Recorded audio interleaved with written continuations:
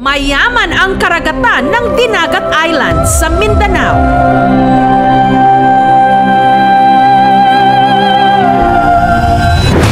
Pero kamakailan lang, abot langit ang pagtataka ng mga residente kung paanong ang isda na nasisisid sa pusod ng dagat kanilang naispatan sa kalangitan. Loko! Pating! Sa unang tingin, ang parang kulay itim na imahe na nasa tinatayang 75 feet ang taas sa ere, aakalain mong ibon. Sa kalangitan, Plastic? Uy, badi! Wala naman ito, ma! Ulit pagtikang. pero nung i-zoom in ang video, Uy, may balat sa langit! mukhang may something fishy nga. Uy, may balat sa langit! Ano talaga niyo nakita? Pagkulaw talaga, isda talaga hiya. Kay kanilang ko ay sugat tayang stone. Kanina kasi karada ko, nate pa ba nate pa sugangan kasi ko nalupad nga yan isda nga yan, karada ko man dapat makapaniwala nga sugat nga makita kina pala kikita nga isda nga nalupad. Flying isda? For real?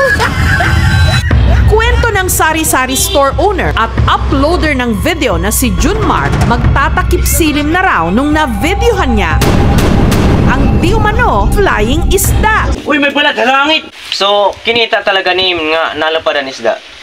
Diri ka nalapadan isda, nagtutuyok la kay nate pa tatama. Kay bangin lat din kukuhanin buhawi o kaya ipo habaw-baw? Ambot dilakit maram, wala maperpekto nga tao. Pero ang siring kanina handuha nga akong gi-interview, Youngstown nga laong, diri, bulad.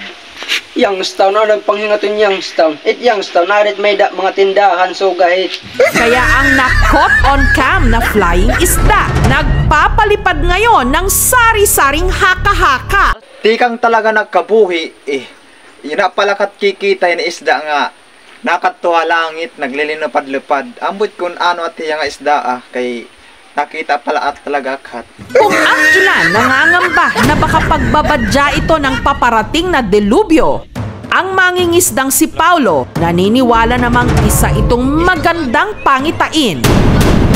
Alsa rin talagahan mga hanonan, mga kalagsan, mga sangod talaga kay diri kamit makakakitahin basta-basta lang nga nalupad. Yan na nga ni dito dapit ha sa lug idadamo nan huhulaw. Kay bisa nga ni kami kagabi namana kami nakadakop kami karpa, karpa matulon na kakilo. Nga nam orang kagabi masa kabaldi. At tila nagbilang anghel sila. Kinabukasan kasi nung pumalaot si Paulo, agad silang nakalambat ng maraming isda. Silupin pag. Ito Tarayakin bang makarag. Kababagat. Uy, karga mo na nagapit. Si. Uy, ano hindi ka dama? Nakadakop ka dama? Nangawin. Wali din paglabay. Hindi kasi minanatan props kanina nalupad.